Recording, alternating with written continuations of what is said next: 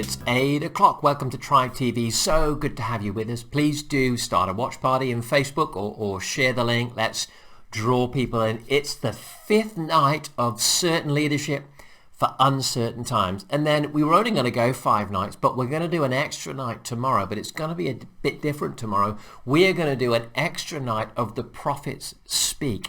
A couple of months ago, we took 2 weeks to hear from prophets around the world and for me to unpack a few things that I think God is saying right now. And we're going to do that again tomorrow night. So make sure you draw people in. I want to update you on the Passover prophecies, the things that people are saying around the world, all the prophecies that have come true so far and how that might unfold into the future. And we could do with hearing God's voice, right? So do join us tomorrow night as we do an extra night of the prophets speak, Saturday night, 8 o'clock on these usual channels. But tonight, it's the last night of certain leadership in uncertain times. What a wild ride we've been on, right? It's been a real unusual time. I don't know about you, I found it quite fatiguing at times just to cope with so many new things to think of. And so we're wrestling our way into understanding how to lead well in an unusual time. And what we've done all this week is open up our leadership vault, our learning zone. We've got 500 modules of teaching sat there, and we've just brought you 5 of those this week to inspire you and bless you in these unusual times. But also at the end of each program, we're telling you about how you can join the Global Leadership Tribe with 10 of your team together, and it works out really inexpensive when you do it together. It's about £25 per leader for a whole year of all the modules of input, the questions and answers, the interactions, the private Facebook groups. You get sent 4 books immediately when you join. So we just exist here to resource you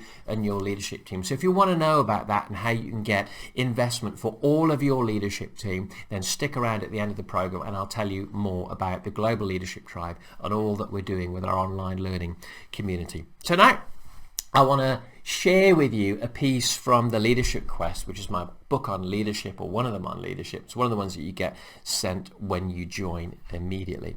And I want to talk about one of the things I love talking about the most, and I do have more in the Tribe Zone on this whole subject, and we're going to be adding to it extensively in the coming months because it's one of the areas most precious to me. And I love talking about leaders and leaders' families, how to live well as a leadership family. And so what I wanted to do for the last night of this, and then what's one of the most precious things that we talk about is it's how to bring up children in the context of family. I am 3rd generation in the ministry, so you know my dad was a pastor's kid. I'm a pastor's kid. My son's a pastor's kid. Oh my boy, it's an unusual set of pressures, isn't it, to grow up in God, making sure that you're devoting yourself to your calling properly, but really devoting yourself to your family well. Because the Bible's really clear. If you can't manage your household, how can you manage the house of God? And so I want to talk about children. And my perspective, I suppose it is, for how to bring up children in a leadership household, and I hope it blesses you. And we're going to talk about this so much more in the Tribe Zone in the months to come. So if that interests you, come and join us. But right now, let me share with you a chapter from my book Leadership Quest on children in a leadership family.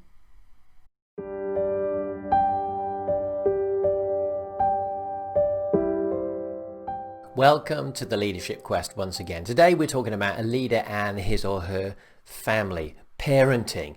Oh boy, listen to this. I love this quote. I've put this at the beginning of the chapter in the book. It says this. This is John Wesley speaking. He says, "I learned more about Christianity from my mother than from all the theologians of England." Wow. Parenting is probably one of our highest callings in life, and we We need to do it well.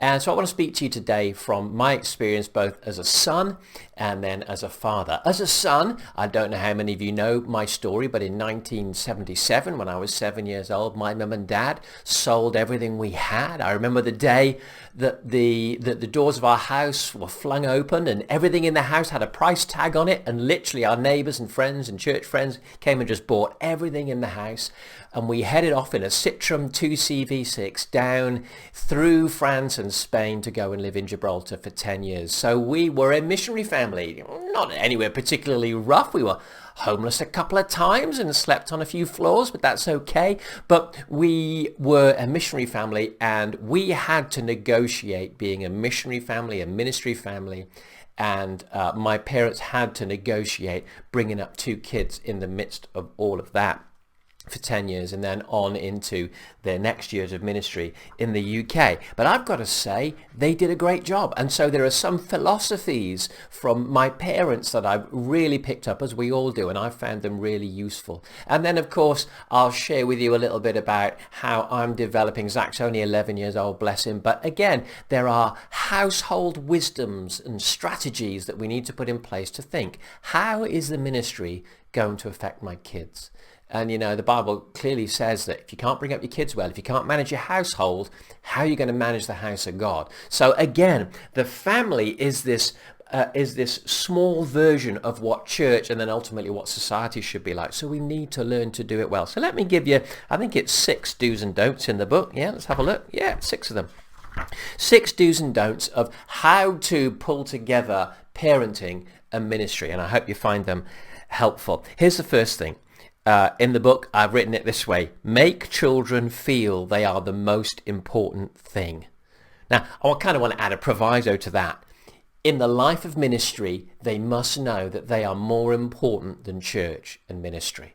Okay? Not more important than God, and there are really powerful things that we can't just make children feel like absolutely everything revolves around them. I don't mean that. That's unhealthy.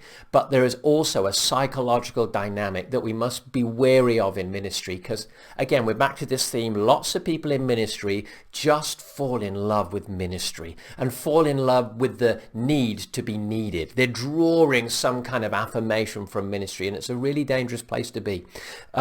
We must make sure our children know they are more important than the church to us.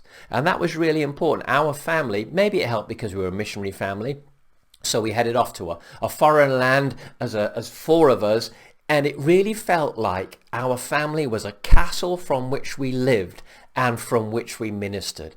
But the most important thing in our world was, yes, God, but then our family was a powerful thing. And they did this in several ways. Little things like this. It's my second point. Turn off your phone. If you cannot turn off your phone, then perhaps the need to be needed is a little bit too powerful in your life. If you think you've got to be the Messiah and be available to everybody all the time, if you can't go on holiday without switching off your phone and stopping doing church stuff, boy, potentially you're going to give signals to your kids that I just cannot leave this thing alone. I have to be here. Listen, even Jesus only ministered for 3.5 years. The Bible is full of Sabbath days, even Sabbath years. We must be able to put ministry to one side and make sure that it doesn't control us, but we are in control of it. Okay? If you can't switch off your phone and go, no, I'm giving my undivided attention for this evening, this day, this holiday to my wife and my children, then it gives all sorts of negative signals to the family. So I found the ability to turn off your phone, and we were going back to the 70s and 80s, so in those days it would be unplug the phone. And actually I found that my parents as pastors were probably pretty rare in their ability to go, we're going to unplug the phone. Listen, we're not the 4th emergency service. If somebody dies, they can come and get us, okay? They know where we live. They can knock on the door. If somebody really needs you, they can come and find you.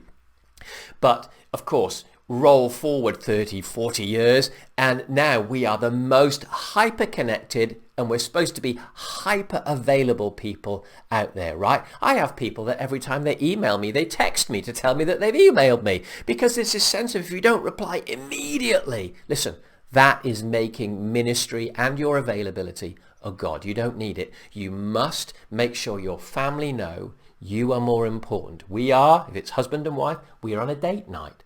I have two separate phones, if I'm honest. I have a work phone and a family phone, and it's strictly that. Now, there's about 2 people in the church that know my family number, so if some real dire emergency goes on and I'm on my day off when I do not carry my church phone around, they know how to contact me. Also, here's a little secret. My work phone stays in my office. It doesn't travel everywhere with me. So I come back to messages. In other words, you have to control your availability. Otherwise, it will control you. Now, it's bad psychologically for you on many levels, but we're talking about family. If you are not giving your kids attention, you're on your phone the whole time, they're reading all the time that, number one, that's a good way to live, and it's just not. But they're also reading this. Your job means more to you than them. And I don't mean that sometimes you've got to answer things and respond to things, absolutely. But if it's like that all the time, then there's a problem gonna brew. The kids need to know that they are valued. The third thing, don't counsel at home. That was a bit of a rule in our house. I don't mean don't have pleasant friends around. I just mean don't deal with the dark stuff and the demonic stuff and the real troubled stuff at home. Make your home a castle of rest. Make it a place where the peace of God resides over your family. You do not have to bring that stuff into your living room and under your roof. Go do it in a coffee shop. Go do it down the church building. Go rent some office space if you need to. But keep your home as a place of peace. And that was a pretty strict rule in our house, and a really powerful one, again, because it felt like our family life was ours, and then we went out to do ministry. I suppose Jesus' equivalent was that he kept disappearing up those mountains. He had to go find secluded places of rest. Now, he was a single man living a single life, so he did it that way. As a married person, as someone with children, you have to think, how do I create that place of seclusion and rest from all the demands of ministry? You have to do it by protecting your front door, okay? Now, I know that won't work for everybody. Some of you have a ministry by bringing troubled people into your home. You really got to pray about that one when it comes to how that affects your kids. So make sure you've got a plan that works for your kids, not just for you. The fourth one, spend time together.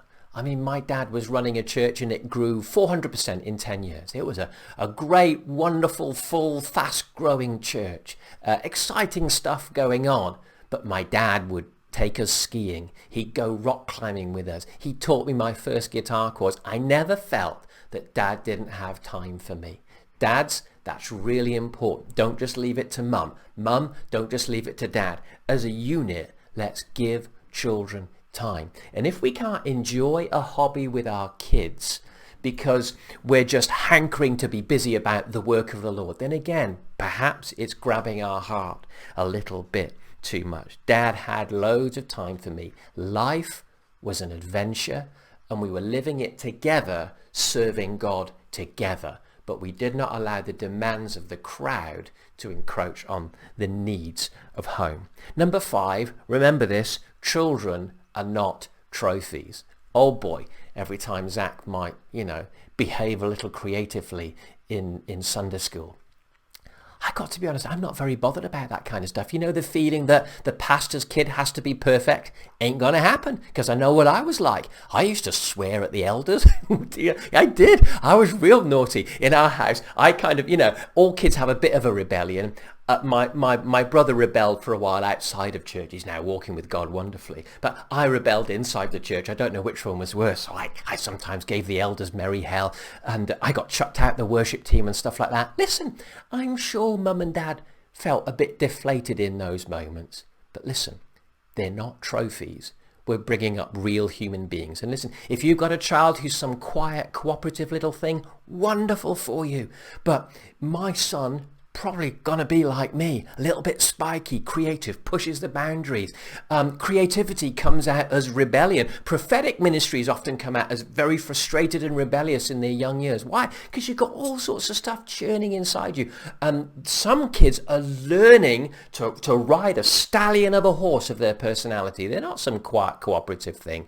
They're creative and very, very interesting. I love interesting kids. So listen, don't let the church pressure you that your kid has to be the best behaved, has to know the most verses, can sing like a canary and quote like a concordance. It's not real life. Let's get real.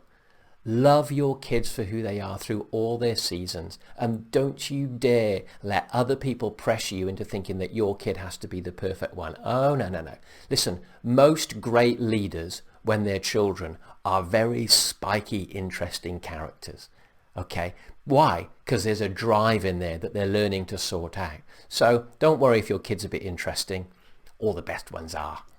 That's what I'm saying anyway. Listen, so they're not a trophy. Don't think, oh no, my kid is the sole expression of my spirituality and ability and leadership. No, that stuff takes time. Just like your church isn't perfect, your kids won't be perfect. Don't take it out on them, because they will feel that. They will feel the unfair pressure of the need to be perfect. And I do appreciate that my parents, even though they worried about us at times and they prayed for us and they cried out to God for us when we were having our little messy seasons, as many, many kids do, they never really took it out on us and said, you must behave like this because you're the pastor's kid. Never, ever, ever use that one. Let them be. Let them grow. And because then they're going to know that, again, if kids pick up on Christianity being a bit of a mask and being religious very, very easily. So the moment we say you have to behave like this because of the position that you're in, we're showing them the fake side of Christianity. The real side is this. Hey, church is a little bit of a messy place, and it's there for us in our good seasons and our bad seasons. So let's be a good example with that with our kids, and, swallow our embarrassment sometimes. Hey, it's just good for our egos, right? Just gets us humble, and God blesses the humble. So just follow that one through. It does us good when we get a little bit humbled because of what goes on around about us. That's okay. Don't take it out on our kids. That's what I would say. And number 6, my last point, and it kind of reflects back to something in the last chapter. I put here, make a plan, or in the book I say, choose wisely. And my little piece, I've got the phrase here, and I used this last time. It says this: never let calling or gifting plan your diary. Let wisdom plan your diary. I want to come back to that point really, because again, this is really important with kids, because if you've got a strong ministry drive in you, a strong call from God to do something, again, we think we got to do it 7 days a week, 365 days a year. The call, the gifts of God, they don't switch off.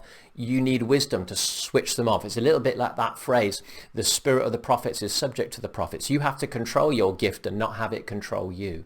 Because these gifts and these callings are something that we must steward.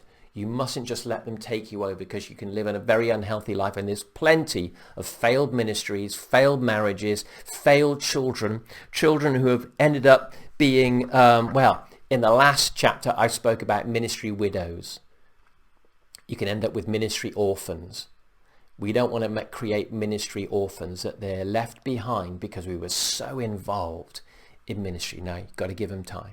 You absolutely got to give them time. So never let calling or gifting plan your diary. Let wisdom plan your diary. Let me tell you how I've done that with my son, Zach. I travel quite a bit, and I enjoy doing it. I could be away. When Zach was very little, I would be away many, many Saturdays ministering in various places. And I love to do that, and I feel it's part of my calling. It's what God's called me to do, to nourish and invigorate and inspire the body of Christ around the world. And I love doing that. And it was easy to do. I could go away for a Saturday when Zach was very little, and I'd take a day off in the week to spend with Zach and with Vicky, and we'd make up the time that way.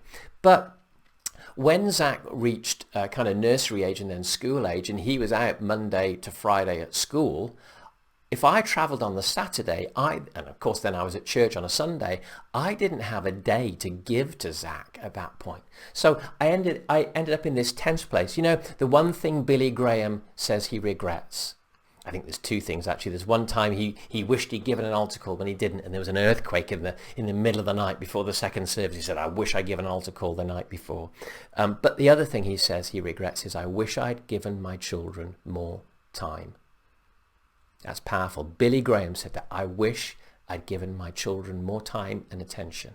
So it's something that we don't want to regret doing. So here's what I decided I had to do, because I couldn't get a day midweek to make it up to Zach and spend time with him. I decided in the school years of Zach's life, and he's 11 years old, so he's kind of halfway through that now from when I made this decision, I'm going to travel one Saturday a month and give the other 3 Saturdays a month to my son, because my responsibility to him is as important as my calling from God. And what is it in my life? 12, 14 years perhaps out of, I've already been in ministry 30 years, 14 years of my ministry, and I intend to keep going another 30 years at least. I've given to say I'm only going to travel one Saturday a month. Now, if he comes with me and we go and do some mission together somewhere, which of course gets easier the older he gets, well, that doesn't count, but I'm only going to be away from him one Saturday a month. And that is wisdom instead of planning my diary. And it means this: I hope Zach realizes he means more to me than the call of God.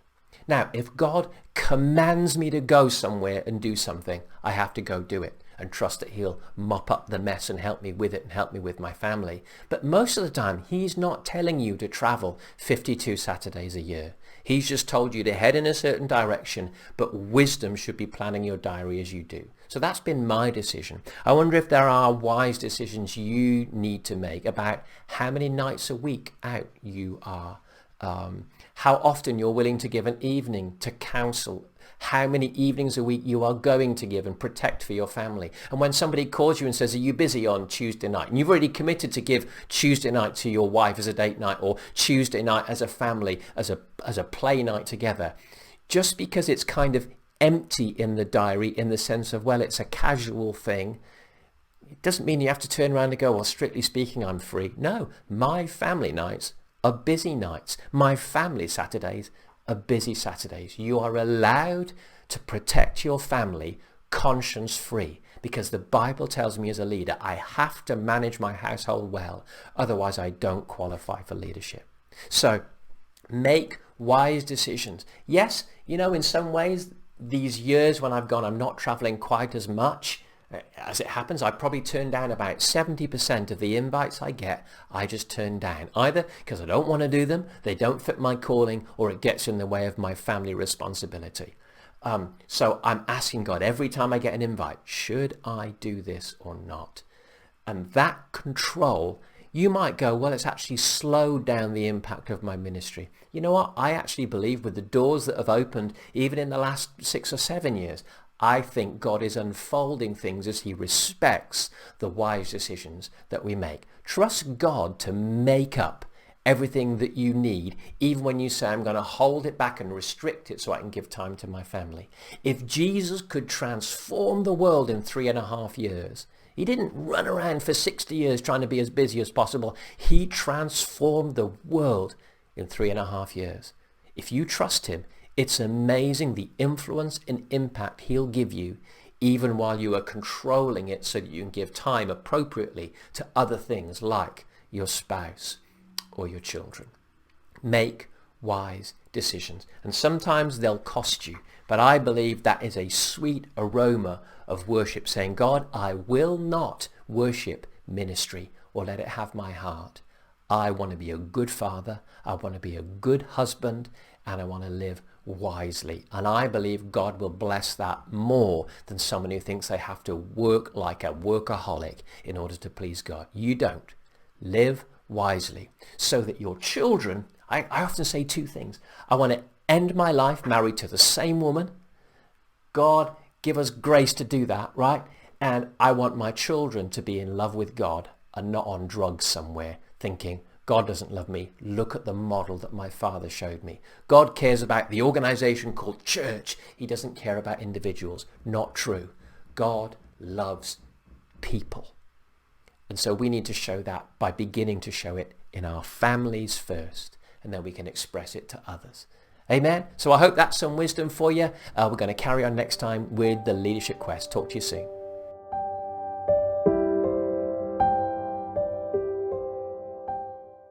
Well, I hope you enjoyed that and got something from it. I was talking from my book, The Leadership Quest, which you would actually get if you joined tier 2 or 3 of the Leadership Tribe. And that's what we're talking about all this week, how a team of 10 can join the Global Leadership Tribe, which is the leadership side of our online learning community. And when you join together, it works out incredibly inexpensive, just £25 per leader for a year's investment, 500 modules of teaching, all sorts around theology, prophetic life, the supernatural, revival, growing in God, personally and growing as a leader, how to build church, how to build teams. It's all in there and so much more. And it's growing. That library is growing month on month. And we've got some exciting new stuff coming up too. As well as that, you get private social media groups where you can interact with other members of the tribe around the world, but also with Vicky and myself. There's questions and answers. I love to answer and to wrestle with the stuff that you're wrestling with and see if I can give you some perspective on it. So if joining the tribe as a team, and let's be honest, there's never been a better time for a team to be online learning together how to grow in the things of God, both leadership and the supernatural, and how to drive your church forward into growth together. So if that interests you, stick around. Let me tell you about the tribe. And if you want to come join our family, we'd love to be learning and growing together with you.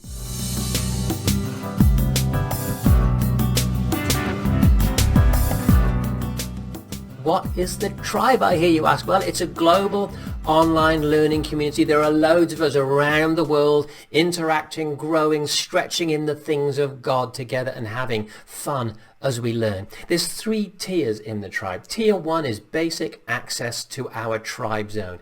It is an online learning zone. We use the same software as Harvard University, so it's great, it's powerful, it's intuitive, and it works really well on everything from a tablet to a phone to a laptop. And you can grow with us in the things of God over everything from leadership to church growth to faith, things of the Spirit, prophetic, the miraculous.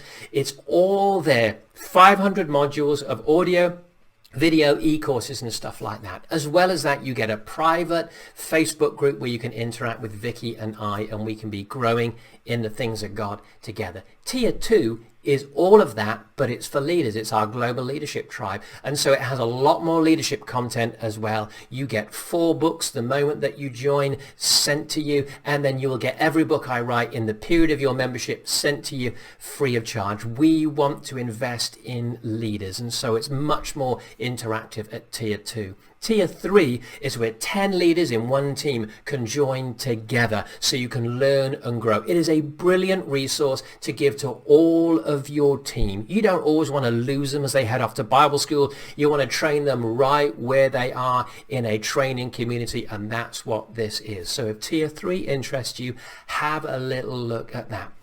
Let me show you some testimonials of what people are saying about their life and learning with the tribe. Hey there, it's Roma Waterman here from Melbourne, Australia. I just want to say I'm amazed at the amount of resources that are in Tribe and the fresh content that's constantly being added. I say this with complete truthfulness. I think Pastor Jarrod Cooper is one of the best teachers in leadership and the prophetic and creativity that I have heard in the world. So I highly recommend it. I highly recommend that you sign up and be part of such an amazing community. Hi, my name's Dave Mallender. I'm the pastor of Grace Church Bridlington, and we connected with the tribe because we knew a lot of the people and the voices that we heard were encouraging and inspiring, a lot of prophetic voices that helped us and guided us. It helped us to feel like we were part of the global picture and not just our little part of the jigsaw. But above all things, we learned 2 specific things: practical and spiritual. And the practical things, that we have taken principles from the tribe and applied them to our church, which means we manage it better, we present it better, we make it look better and sound better. And the practical principles have been brilliant, but there is also the spiritual principles of apostolic anointing. And as we've listened and applied spiritual principles into our church, we've actually seen the church start to grow. And we believe that we're about to hit the second wave of of growth from connecting to the tribe. So we want to say God bless you. Thanks for doing what you're doing, and encourage you to get involved if you can with the tribe. Hi, I love the tribe because it's a place of the prophetic. It's a place of fun, and with a healthy dose of the practical included as well. There's a whole wealth of resources on there that will keep you going for years, and on such a range of subjects that you could do Bible school in your pyjamas if you wanted to. And where else could you get an international apostle like Jarrod answering your questions? It's just brilliant. So if you ever feel a bit like Elijah and thinking, oh, poor old me, I'm the only one left who's been zealous for God, then you can just log into the tribe community and discover, no, actually, God's reserved a whole remnant of people who are there, ready and waiting to encourage each other on and do great things for God's kingdom. So if that sounds like your cup of tea, come over and join us. It would be lovely to meet you. Isn't that incredible? Head to jarrodcooper.net and come on, join this family of people growing in the things of God, growing in the Word, growing in the Spirit, and enjoying this journey of walking in God together. You don't have to be alone. You don't have to make it up as you go along. Come and join the tribe, and let's enjoy life together.